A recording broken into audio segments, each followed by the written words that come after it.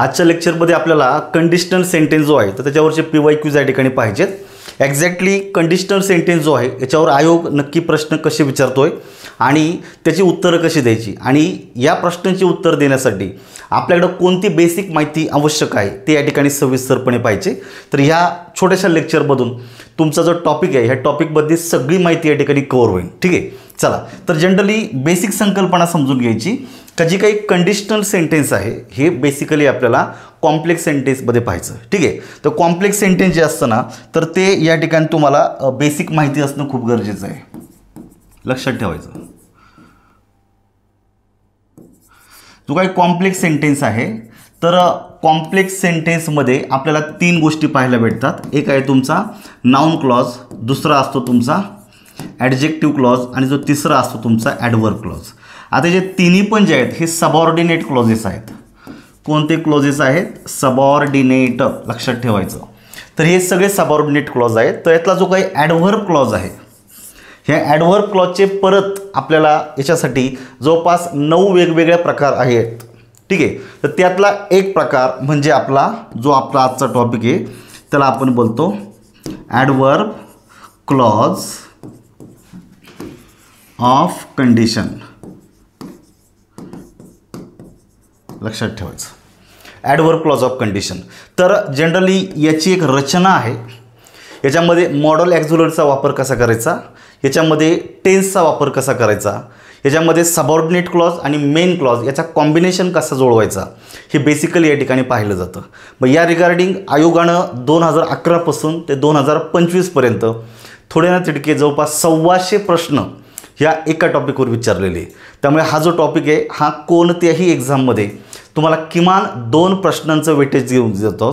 त्याचबरोबर तुमच्या ज्या सरळ सेवा आहेत TCS असेल IBPS असेल तर ह्या एक्झाममध्ये सुद्धा कॉमन इररच्या अँगलनी फिल इन द ब्लँक्सच्या अँगलनी हा टॉपिक 100% विचारला जातो. मग या सगळ्याच्या गोष्टीचा जर विचार जर केला तर हा जो टॉपिक आहे हा अत्यंत महत्त्वाचा आहे. त्या संदर्भात थोडं आपण PYQ ओरिएंटेड सगळी या ठिकाणी माहिती घेणार आहोत. या ठिकाणी मी काही क्वेश्चन सिलेक्ट केलेले आहेत का त्या क्वेश्चनमधून तुमची जी बेसिक संकल्पना आहे संपूर्ण जी संकल्पना आहे ती या ठिकाणी क्लिअर होऊन जाणार आहे. ठीक आहे, या ठिकाणी पहिला प्रश्न दिलेला आहे, काळजीपूर्वक वाचायचं सगळ्यांनी. फिल इन द ब्लँक्ससाठी आलेला आहे. तर कंडिशनल सेंटेन्स जे आहेत हे तुम्हाला कॉमन इररला येतं, फिल इन द ब्लँक्सला येतं, आयडेंटिफिकेशनसाठी येतं, वेगवेगळ्या प्रकारचे फॉर्मॅट्स आहेत. ते सगळे फॉर्मॅट या ठिकाणी आपण पाहूया. तर पहिलं वाक्य काय दिलेलं आहे, इफ. जनरली अजून एक महत्त्वाची माहिती लक्षात ठेवायची, तर जो काही कंडिशनल सेंटेन्स असतो लक्षात ठेवायचा. कोणता?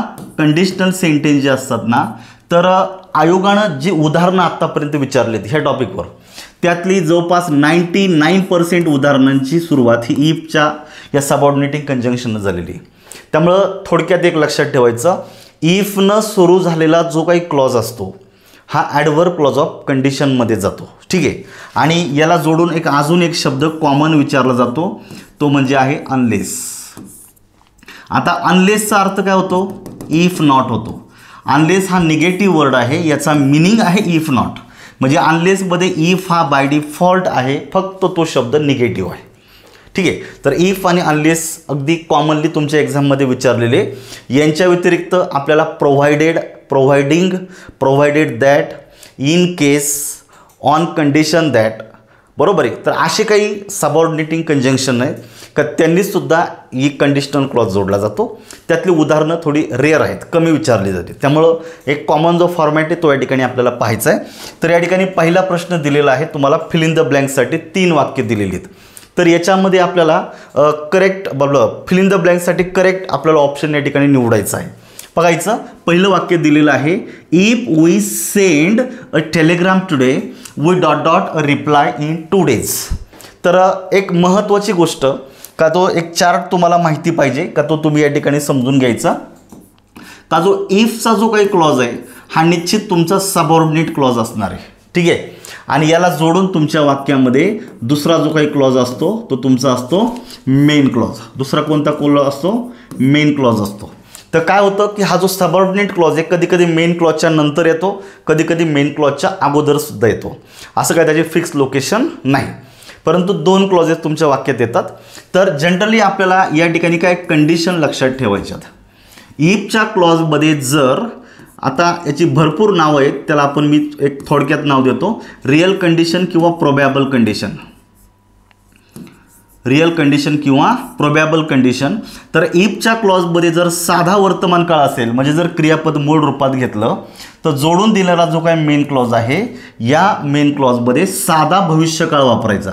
म्हणजे तुमच्या वाक्यात कोणते मॉडल ॲक्झिलरी आली पाहिजे, शाल किंवा विलपैकी एक, आणि त्याच्यानंतर क्रियापदाचं मूळ रूप येतं. म्हणजे हे जे काय दोन क्लॉजमधलं कॉम्बिनेशन आहे हे कधीच विसरायचं नाही. इफच्या क्लॉजमध्ये जर रिअल कंडिशन आहे म्हणजेच काय, इफच्या क्लॉजमध्ये जर साधा वर्तमान काळ आला, V1 आलं, तर तुम्हाला मेन क्लॉजमध्ये सिम्पल फ्युचर टेन्स घ्यायचं आहे.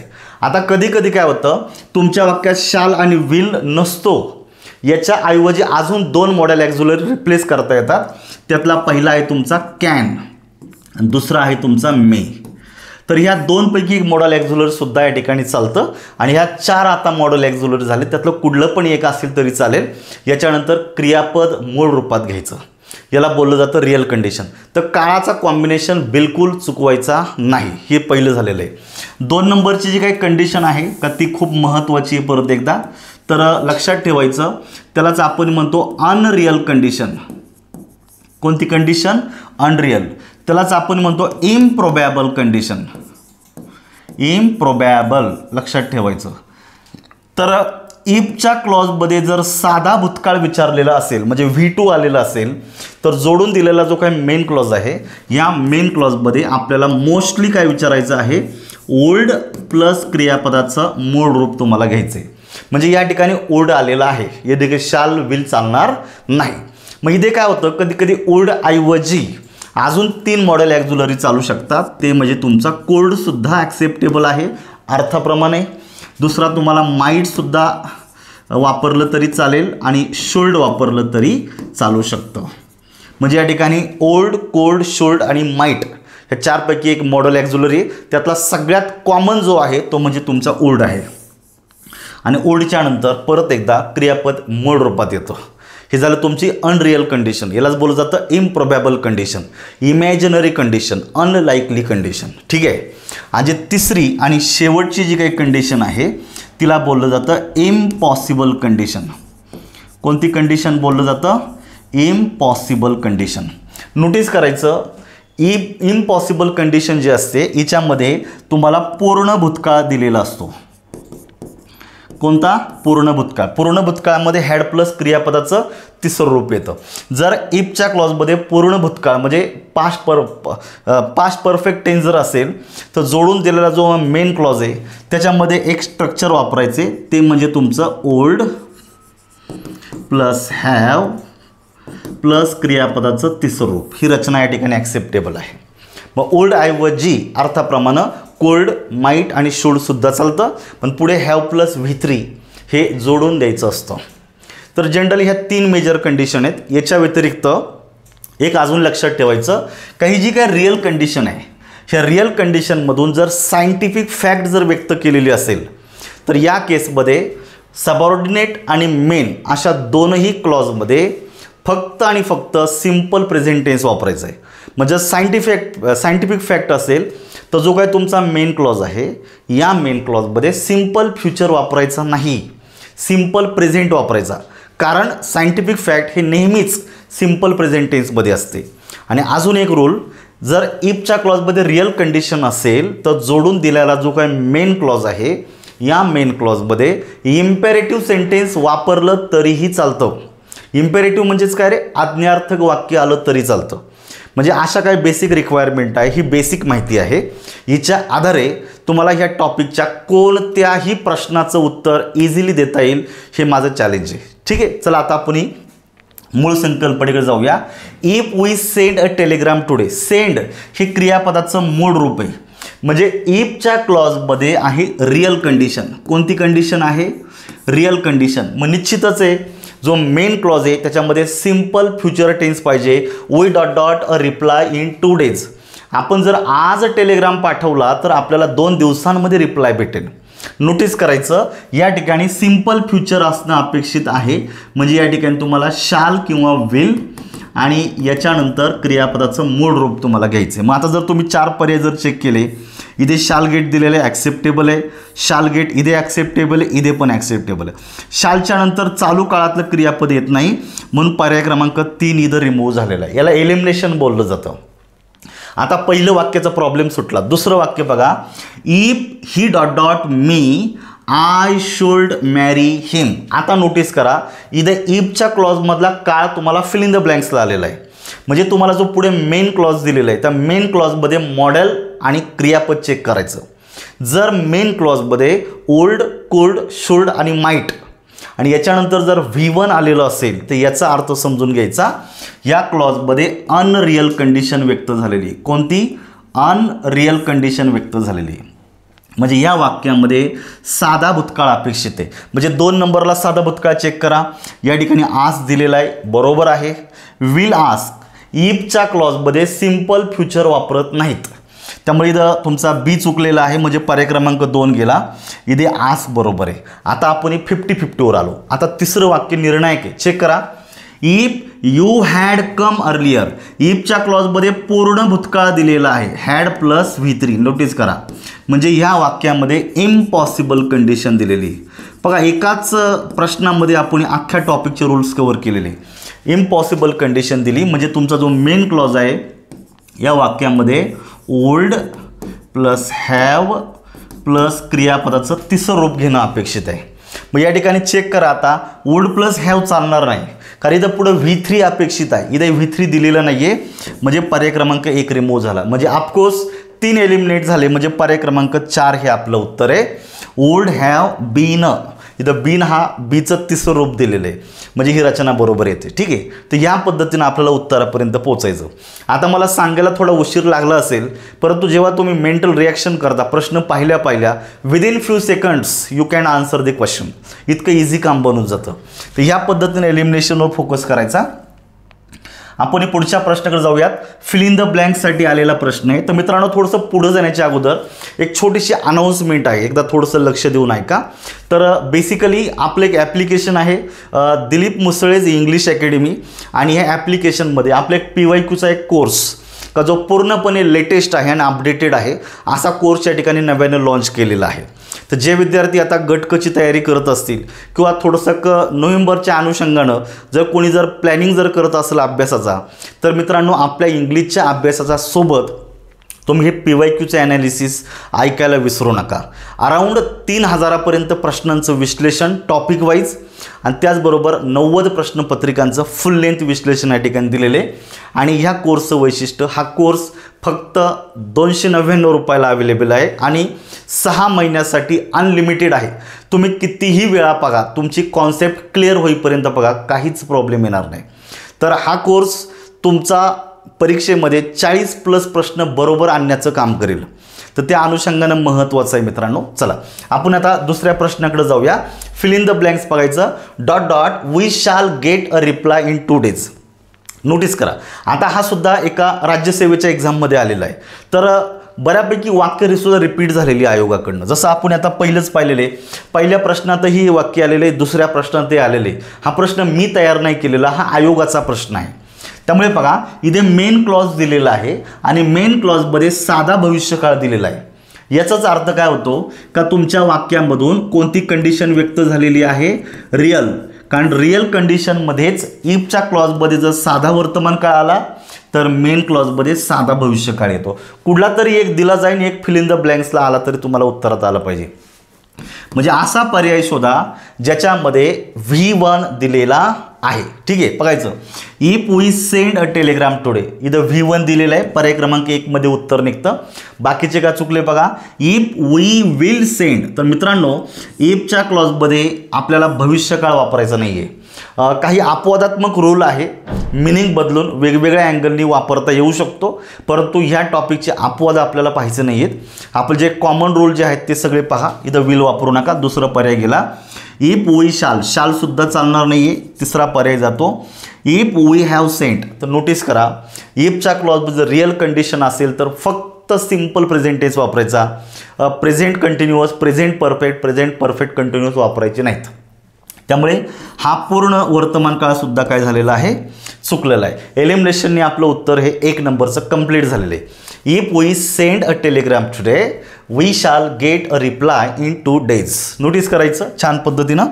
पुढचा प्रश्न दिलेला आहे, point out the incorrect conditional. आता आपल्याला प्रश्नाचा प्रकार बदललेला आहे. कंडिशनल सेंटेन्स शोधायचे, पण कसं, इनकरेक्ट शोधायचे. म्हणजे ज्या वाक्यामध्ये मेन आणि सबऑर्डिनेट क्लॉजचं जे कॉम्बिनेशन आहे ते चुकीचं दिलेलं आहे असं वाक्य तुम्हाला शोधायचं आहे. मग चेक करा. पहिलं वाक्य दिलेलं आहे, if you eat excessively. Excessively म्हणजे एक्सेस म्हणजे जास्त. जर तुम्ही जास्त प्रमाणामध्ये अन्न जर खाल्लं तर काय होणार आहे, more fat will accumulate under your skin. तुमच्या स्किन खाली मोठ्या प्रमाणामध्ये फॅट जमा होतील. म्हणजे जास्त अन्न खाल्लं तर जास्त माणूस फॅटी बनतो. म्हणजे तुमच्या स्किन खाली जास्त ज्याला आपण म्हणतो फॅट जमा होतात आणि माणूस लठ्ठ बनतो. इथं इफच्या क्लॉजमध्ये साधा वर्तमान काळ दिलेला आहे आणि मेन क्लॉजमध्ये साधा भविष्यकाळ दिलेला आहे. हरकत नाही मित्रांनो, याला मी रिअल कंडिशन असं म्हणू शकेल. बरोबर आहे, रिअल कंडिशन प्रमाणे बरोबर आहे. आता बरोबर आहे पण आपल्याला उत्तरात घ्यायचं नाही, कारण आपल्याला इनकरेक्ट विचारले, त्यामुळे करेक्टला उत्तरात घेऊ नका. दुसरं दिलेले, if you go to any picnic spot. Go हे परत एकदा क्रियापदाचं मूळ रूप दिलेले. तर बेसिकली काय लक्षात ठेवायचं, इफच्या क्लॉजमधला काळ लक्षात ठेवायचा. म्हणजे तुम्हाला मेन क्लॉजमधलं कॉम्बिनेशन चेक करता येतं.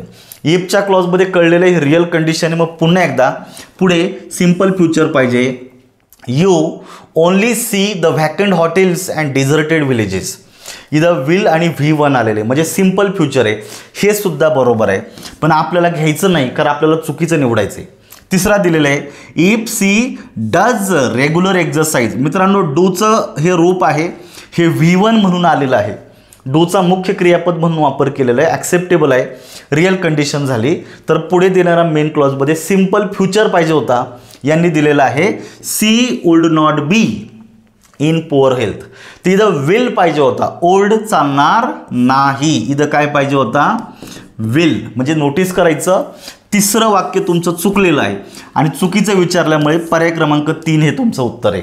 म्हणजे ऑफकोर्स चौथं वाक्य बरोबरच यायला पाहिजे, अदरवाईज प्रश्न चुकणार आहे. आता बघायचं, आता if they had not mix. बघायचं वाक्य निगेटिव्ह आहे, हॅड प्लस V3 आलेलं आहे म्हणजे वाक्य पूर्ण भूतकाळातलं झालं. याच्यातून आपलं इम्पॉसिबल कंडिशन व्यक्त होते. If they had not mixed the industrial waste water into the rivers, the water of rivers would have been rich in oxygen and crystal clear.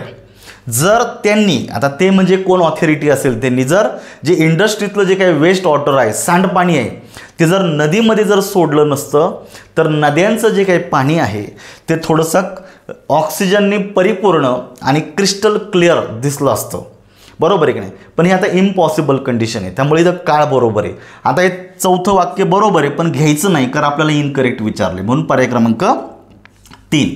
पुढे बघा, if we had acted wisely. Had plus V3 पूर्ण भूतकाळ झालेला आहे म्हणजे impossible condition आहे.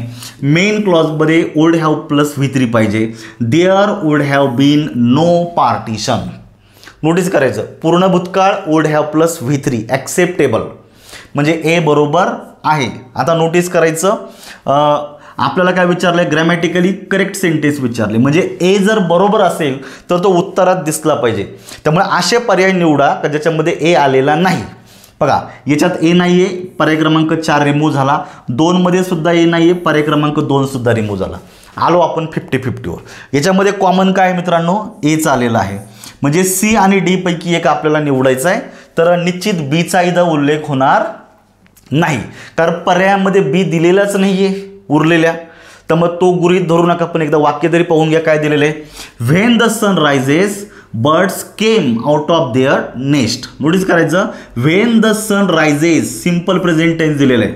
Birds केम, कमचा भूतकाळ दिलेला आहे. आता एक थोडक्यात आपण याला म्हणू शकतो की हॅबिच्युअल ॲक्शन आहे. जेव्हा सूर्य उगवतो तेव्हा जे पक्षी त्यांच्या घरट्यांच्या बाहेर येतात, ते हॅबिच्युअल ॲक्शन आहे. सिम्पल प्रेझेंट टेन्स पाहिजे होता, सिम्पल पास्ट टेन्स ॲक्सेप्टेबल नाही. बाय द वे, हे दुसरं वाक्य काय कंडिशनल सेंटेन्स नाही, परंतु इथे काळाचा कॉम्बिनेशन तरी चुकलेला आहे. हॅबिच्युअल ॲक्शनमध्ये सिम्पल प्रेझेंट टेन्स येते, सिम्पल पास्ट येणार नाही, त्यामुळे बी तसाही घ्यायचं नव्हतंच आपल्याला. मग आता सी आणि डी पैकी एक बरोबर आणि एक चुकीचा असला पाहिजे. निवडा आता. If he had strength. जेव्हा मित्रांनो हॅड तुमच्या वाक्यामध्ये एकटाच येतो ना, हॅड तुमच्या वाक्यामध्ये मेन वर्ब म्हणून एकटाच येतो ना, तेव्हा तो V2 असतो. आणि जेव्हा तुमच्या वाक्यामध्ये हॅडच्या नंतर क्रियापदाचं तिसरं रूप येतं तेव्हा हाच हॅड हेल्पिंग वर्बचं कार्य करतो. ठीक आहे. म्हणजे या ठिकाणी बघायचं, हा साधा भूतकाळ दिलेला आहे. मेन क्लॉजमध्ये वुड प्लस V1 पाहिजे होता, यांनी दिलेला आहे कुड हॅव कॅरीड. इथं पूर्ण भूतकाळाची रचना दिलेली आहे. म्हणजे हे वाक्य इम्पॉसिबल कंडिशनमध्ये जातं, पण यांनी या ठिकाणी बाकी सिम्पल पास्ट टेन्स वापरला का जे ग्रॅमॅटिकली रॉंग आहे. त्यामुळे सी जर चुकीचं असेल, सीला जर रिमूव्ह जर केला तर पर्याय क्रमांक 1 उत्तर तुमचं कन्फर्म झालं. म्हणजे डी हा बाय डिफॉल्ट बरोबरच यायला पाहिजे. काय दिलेले बघायचं, the college bell rings when it strikes 10. ही सुद्धा एक हॅबिच्युअल ॲक्शन आहे. जेव्हा 10 वाजतात तेव्हा कॉलेजची बेल वाजते. जसं आपलं एक्झाम आपलं लेक्चरचं टाईम टेबल असतं. एक लेक्चर सुटला का घंटा वाजते, घंटा वाजलेला टीचर पण ऐकू जातो, त्याला कळतं आपला लेक्चरचा टायमिंग संपला, मग तो दुसऱ्या क्लासमध्ये जातो. बरोबर आहे का. बेल वाजली का स्कूल सुटते, बेल वाजली का या ठिकाणी काय होतं तुमचा लेक्चर संपतो. 10 वाजले का लेक्चर सुरू होतो, 10 वाजले बेल वाजते. हे सगळं हॅबिच्युअल ॲक्शन आहे. सिम्पल प्रेझेंट टेन्स बरोबर दिलेला आहे. रिंग्स क्रियापदाला यस जोडलेलं आहे, स्ट्राइक्स याला सुद्धा यस जोडलेलं आहे. तर तुमचं डी बरोबर आलेलं आहे. म्हणजे बघा यांनी काय केले, मिक्स केलेले आहे, 2 कंडिशनल आणि 2 हॅबिच्युअलचे, तरी पण आपल्याला उत्तर देता आलं पाहिजे. तर हा एक कॉन्फिडन्स आला पाहिजे. एलिमिनेशनवर थोडंसं काम करा. If he takes and early bus, simple present tense. इफच्या क्लॉजमध्ये जर साधा वर्तमान काळ असेल म्हणजे ते रिअल कंडिशन आहे. मेन क्लॉजमध्ये विल प्लस क्रियापदाचं मूळ रूप घ्यायचं. पण काय दिलेलं आहे, he would reach Mumbai in the afternoon. Would चालणार नाही, या ठिकाणी काय पाहिजे होता, विल पाहिजे होता. म्हणजे ए काय झालेलं आहे आता चुकलेलं आहे. आपल्याला काय विचारलेलं आहे, करेक्ट विचारले. आता चेक करा, ए चुकीचा आहे आणि आपल्याला विचारलेले बरोबर वाक्य निवडा. म्हणजे ए पर्यायामध्ये येता कामा नये. मग ए असणारे पर्याय जर रिमूव्ह जर केले मित्रांनो एलिमिनेशननी, तरी तुमचं उत्तर निघते पर्याय क्रमांक 2.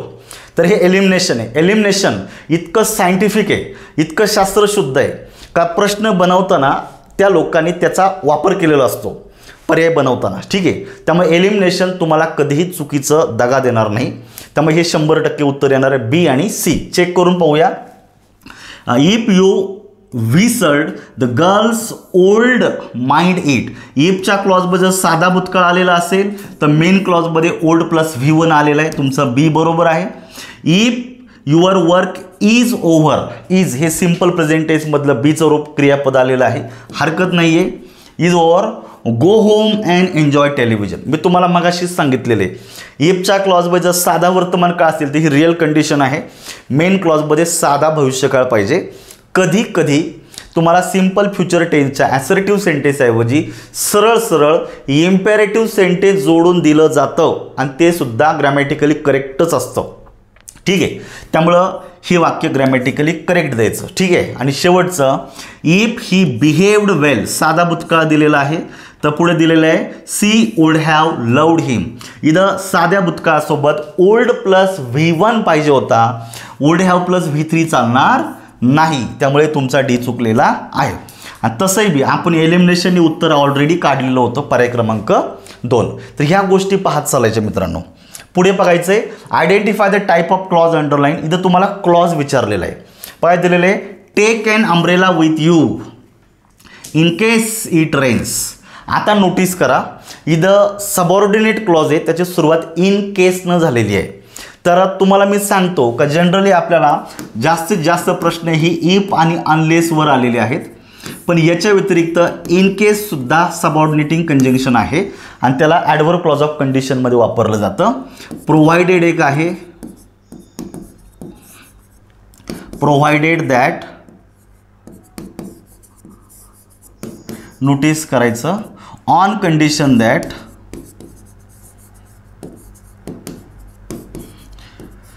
तर हे असे काही बाकीचे काही सबऑर्डिनेटिंग कंजंक्शन आहेत त्यांनी जोडलेला क्लॉज सुद्धा ॲडव्हर्ब क्लॉज ऑफ कंडिशनमध्ये मोडतो. त्यामुळे तुमचा क्लॉज ऑफ कंडिशन येतो आहे. आता सीला उत्तरात घ्यायचे पर्याय क्रमांक 3. तर ह्या पद्धतीनं तो मॅनर इंडिकेट करत नाही, रिझन पण सांगत नाही, कंपॅरिझन पण करत नाही. पुढचा प्रश्न बघायचा आहे, change the sentence into complex sentence. तर जनरली आपल्याला माहिती पाहिजे का जो ॲडव्हर्ब क्लॉज ऑफ कंडिशन आहे, कंडिशनल सेंटेन्स आहे, हे ऑलरेडी सिम्पल कॉम्प्लेक्स सेंटेन्समध्येच मोडतं. त्यामुळे कधी कधी तुम्हाला 2 वाक्य दिली जातील आणि 2 वाक्यांचं जर तुम्हाला कॉम्प्लेक्स सेंटेन्समध्ये रूपांतर करायला जर सांगितलं तर नोटीस करायचं कॉम्प्लेक्स सेंटेन्समध्येच नाऊन, ॲडजेक्टिव्ह आणि ॲडव्हर्ब क्लॉज असतो. त्यामुळे त्याच्यातला एखादा मॅच करून बघायचा. तुम्हाला 2 वाक्य दिलेले, टेक रेग्युलर एक्झरसाइज हे आज्ञार्थक वाक्य आहे, कर्त्याची सुरुवात क्रियापदाच्या मूळ रूपानं झालेली. And the second, then you can keep fit and healthy. दररोज रेग्युलर एक्झरसाइज कर, त्याच्यानंतर तुला असं आपण म्हणतो फिट आणि हेल्दी तुला वाटेल. मग इथं तुम्हाला कॉम्प्लेक्स सेंटेन्स विचारले. कॉम्प्लेक्स सेंटेन्समध्ये मित्रांनो कंपल्सरी एक सबऑर्डिनेट क्लॉज असतो आणि त्याला जोडून कॉम्प्लेक्स सेंटेन्समध्ये कंपल्सरी एक मेन क्लॉज असतो, एकच असतो, 2 नाही, एकच असतो आणि त्याला जोडून एक किंवा एकापेक्षा जास्त सबऑर्डिनेट क्लॉजेस असतात. तर हे वाक्य जे बनतं हे तुमचं कॉम्प्लेक्स सेंटेन्समध्ये जातं. मग आता चेक करायचं, if you take exercise regularly, simple present tense, you can keep fit and healthy. मग असेच सांगितलेलं आहे, सिम्पल फ्युचरऐवजी कॅन आणि मे सुद्धा ॲक्सेप्टेबल आहे. सो हे वाक्य कॉम्प्लेक्स सेंटेन्समध्ये मोडतं. हे वाक्य दोघांचं बरोबर मिक्स झालेलं आहे. तर एला उत्तरात घ्यायचं आहे. मग बाकीचे का चुकले बघा आता, take exercise regularly, you can keep fit and healthy. मित्रांनो हे दोन्ही पण मेन क्लॉजेस आहेत. हा पण मेन क्लॉज आणि हा पण मेन क्लॉज, सबऑर्डिनेट क्लॉजच नाही आहे. मग ज्या वाक्यात सबऑर्डिनेट क्लॉज नसतो अशा वाक्याला कधीच कॉम्प्लेक्स म्हणायचं नाही. त्यामुळे तुमचा बी चुकलेला आहे. रेग्युलर एक्झरसाइज हा झाला तिसऱ्या वाक्यामध्ये सब्जेक्ट, कॅन कीप हे झालं तुमच्या वाक्यामध्ये verb, you fit and healthy. तर नोटीस करायचं ज्या वाक्यामध्ये एकच सब्जेक्ट आणि एकच फायनाईट वर्ब असतं अशा वाक्याला 100% सिम्पल सेंटेन्स म्हणायचं. त्यामुळे सी सुद्धा उत्तरात येणार नाही. एला जर उत्तरात घ्यायचं असेल तर ओनली एसाठी पर्याय क्रमांक 2 हे उत्तर तुमचं कन्फर्म आहे. पुढचं, आयडेंटिफाय द कंडिशनल सेंटेन्स विचारलेले बघायचं.